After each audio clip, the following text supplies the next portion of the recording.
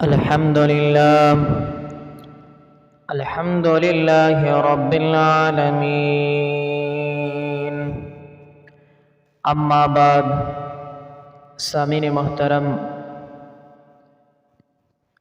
گزشتہ دروس میں نماز کی شرائط کے متعلق اہم فقہی مسائل بیان ہو رہے تھے۔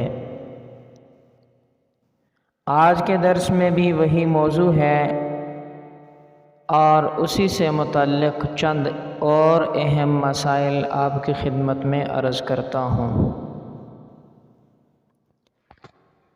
بڑا اہم سوال ہے کہ ایسی زمین جو غصب کی ہوئی ہو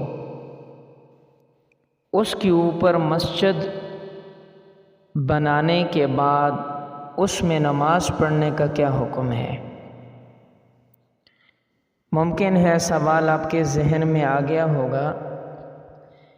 سوال یہ ہے کہ غصب شدہ یعنی ایسی زمین جس کے اوپر قبضہ کیا ہوا ہے، غصب کی ہوئی ہے، چھینی ہوئی ہے زمین، اور اس چھینی ہوئی زمین پر مسجد بنائی گئی اور اس مسجد میں نماز پڑھنے کا کیا حکم ہے؟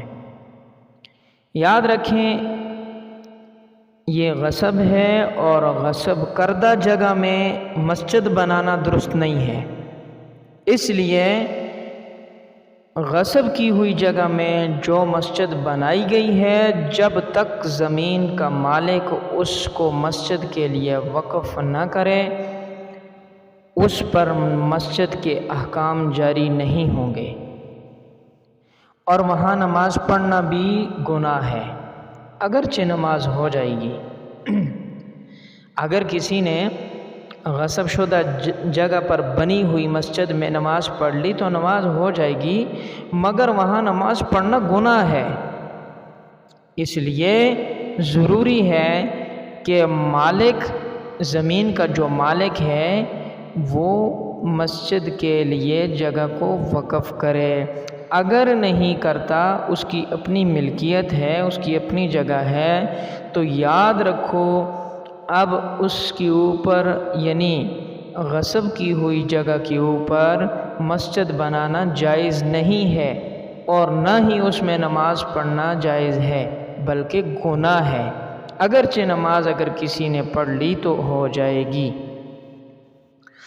اسی طرح یہ بات بھی بڑی قابل توجہ ہے کہ بہت سارے لوگ ایسے ہوتے ہیں جو مکان کرائے پر لیتے ہیں، لیکن پھر جب مالک مکان خالی کروانا چاہے اپنی ضرورت کی پیش نظر تو کرائے دار مکان خالی نہیں کرتا۔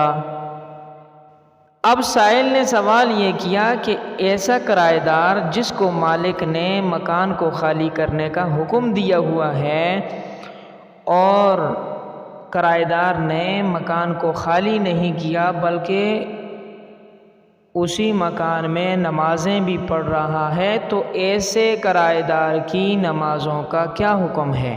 بڑا اہم سوال ہے۔ تو یاد رکھیں شرعاً کرائے دار کے ذمہ مالک کے مطالبے پر مکان خالی کر دینا لازم ہے، اور خالی نہ کرنے کی صورت میں وہ غاصب ہے اور غصب کی زمین میں نماز قبول نہیں ہوتی۔ تو اس لیے وہ کرائے دار جو کسی کی زمین میں یا مکان لیا ہوا ہے اس مکان کو خالی نہیں کر رہے مالک کے مطالبے پر اور وہیں پر اپنی نماز وغیرہ پڑھ رہے ہیں، تو یاد رکھو ان کی نماز قبول نہیں ہوگی۔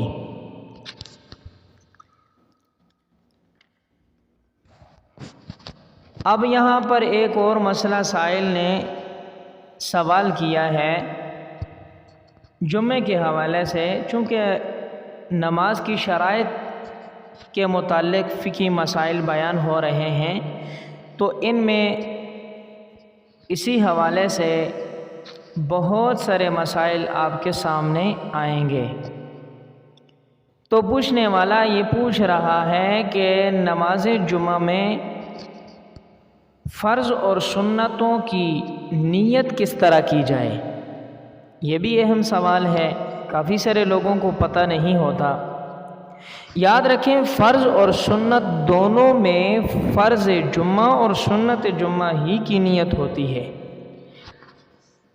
یعنی نیت کے اندر جمعہ کے فرضوں کا نام لیا جائے، نیت کے اندر سنت کے یعنی جمعہ کی جو سنتیں ہیں ان کا نام لیا جائے۔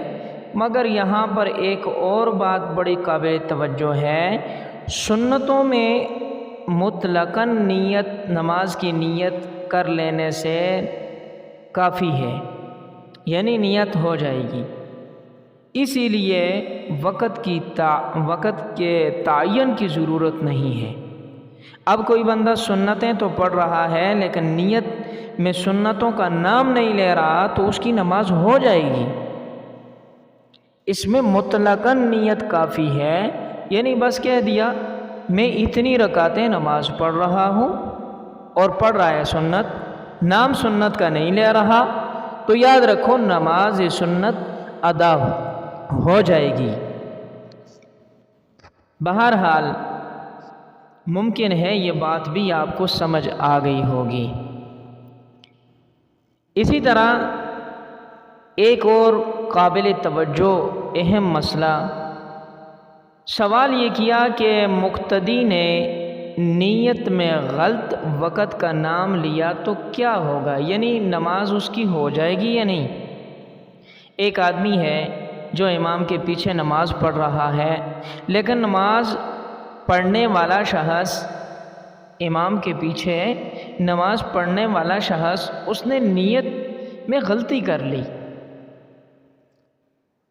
وقت کا نام نہیں لیا، یعنی فلاں ظہر کی نماز پڑھ رہا ہوں یا عصر کی نماز پڑھ رہا ہوں، تو اب کیا حکم ہے، یعنی اس کی نماز کے بارے میں شریعت کی نظر میں کیا حکم ہے؟ تو یاد رکھیں نیت دل کا فعل ہے، اگر دل میں ارادہ ظہر کی نماز پڑھنے کا تھا مگر غلطی سے ظہر کی جگہ عصر کا وقت زبان سے نکل گیا تو نماز صحیح ہو جائے گی، کوئی حرج نہیں۔ بہرحال یہ وہ مسائل ہیں جو ہر ایمان والے کی ضرورت ہیں اور ہر ایمان والے کو پیش آتے رہتے ہیں، تو اس لیے جب بھی یہ درس ہو تو اس درس کے مسائل کو خوب توجہ کے ساتھ سنا جائے تاکہ آپ کو فائدہ ہو۔